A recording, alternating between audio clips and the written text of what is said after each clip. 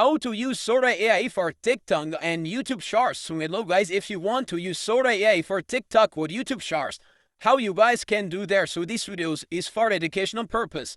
So for that, you would simply go to Google Chrome. Here you guys can simply search for Sora AI, and you need to make sure that you are logged in. So I would simply click on Sora.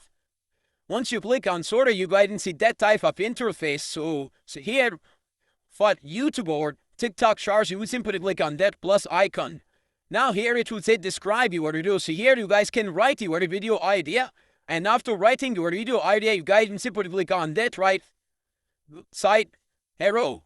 And once you click on that, after that your video will start generating, and it will edit to queue. Once it edits to queue, you put click on that cross. After that, you would simply click on profile pic. Here you guys would see drafts, so simply we click on drafts. In drafts, the video that are generating, you guys would see. And once it's generated, you guys can simply download it. And after that, you guys can edit it or upload it to YouTube Shorts or TikTok Shorts. Thanks for watching.